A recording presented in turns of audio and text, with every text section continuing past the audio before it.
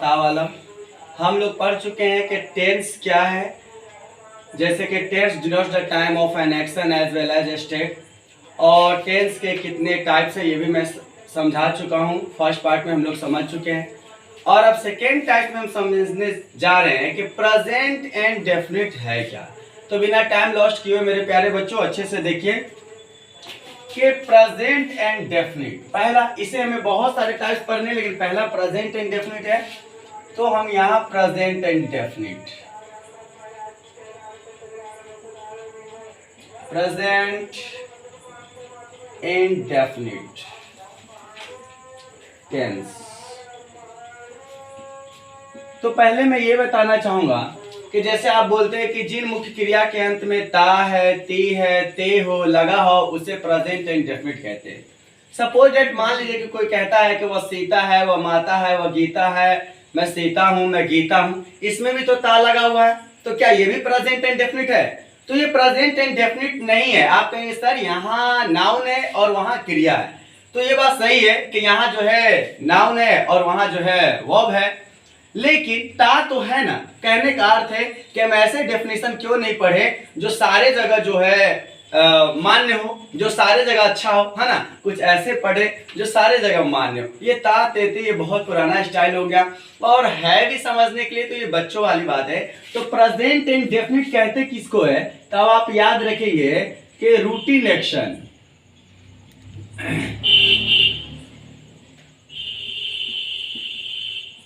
Routine action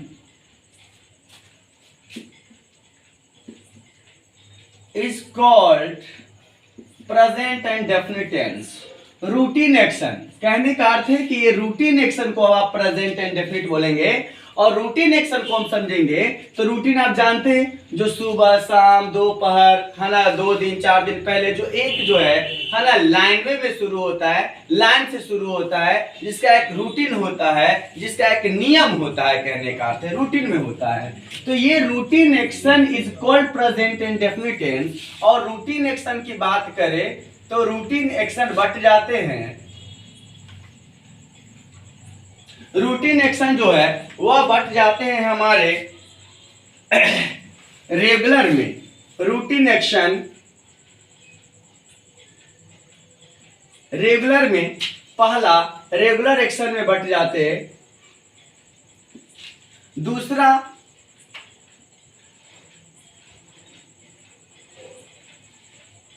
irregular action,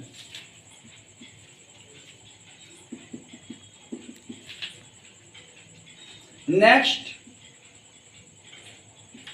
habit action या habit, और हमारा नेक्स्ट होता है यूनिवर्सल ट्रूथ। आप इस नियम को ध्यान से देखें। पहला रूटीन एक्शन, रूटीन एक्शन ये क्या कहलाता है, प्रेजेंट एंड डेफिनिट। और रूटीन एक्शन जो है 4 भागों में बट जाता है। एक हो जाता है रेगुलर एक्शन, दूसरा इरेगुलर एक्शन, तीसरा हैबिट एक्शन, और चौथा यूनिवर्सल ट्रूथ। जैसे मैं बोलूंगा कि रेगुलर एक्शन है ना, तो मैं बोलूंगा you come here, you come here daily, ऐसा। अब मैं डेली ये बोलूं या ना बोलूं, अगर मैं बोलूंगा कि यू इट, तुम खाते हो, तो ये तो रेगुलर है ना, ये रोज होने वाले हैं। जैसे आई टीच, मैं पढ़ाता हूं, है ना, यू स्टडी, तुम अध्ययन करते हो।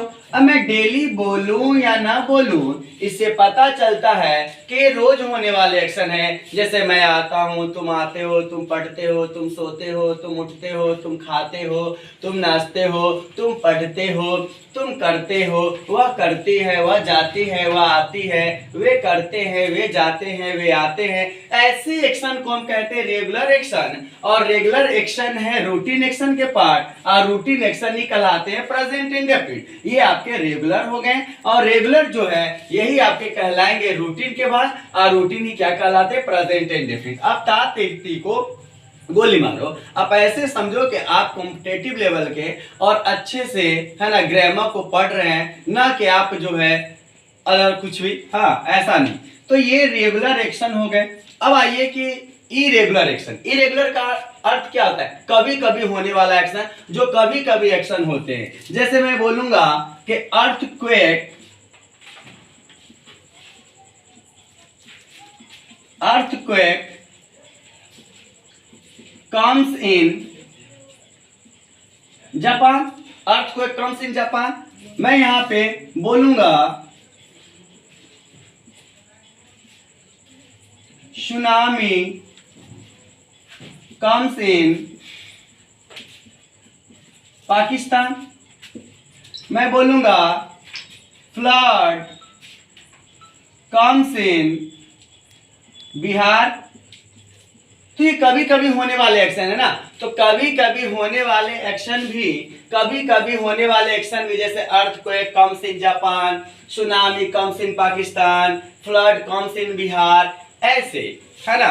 कभी कभी होने वाले एक्शन जैसे बाढ़ आते हैं, बरसात आते हैं, है ना। तो ऐसे एक्शन जो कभी कभी होते हैं उसे इंग्लिश में हम इरेगुलर कहते हैं। और इरेगुलर एक्शन जो है वो अभी रूटीन है, और रूटीन क्या है? प्रेजेंट इंडेफिनिट है। आप यूं समझे। अब हमारा है हैबिट एक्शन। हैबिट एक्शन जो हमारा हैबिट है, जैसे आई टीच, मैं पढ़ाता हूं, बट मैं बोलूंगा I teach English, I teach English, ये हैबिट है।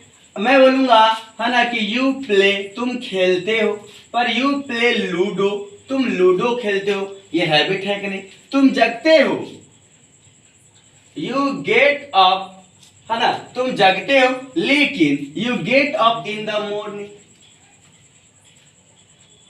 You wake up in the morning, you wake up है ना एट 5 o'clock, ये हैबिट है ना। You go there for learn English, you come here for learn English, spoken English.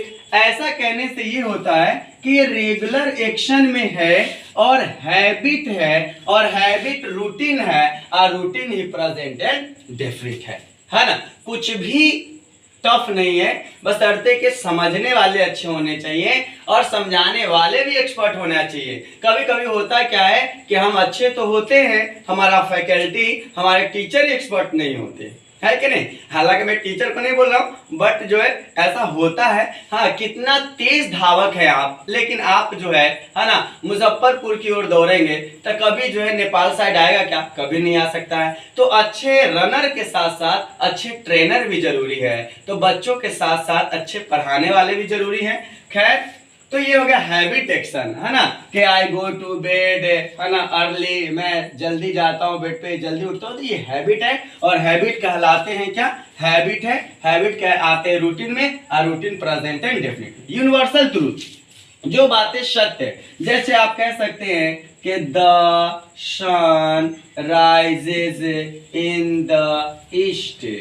हाँ, आप कह सकते हैं the sun sunset set in the waste.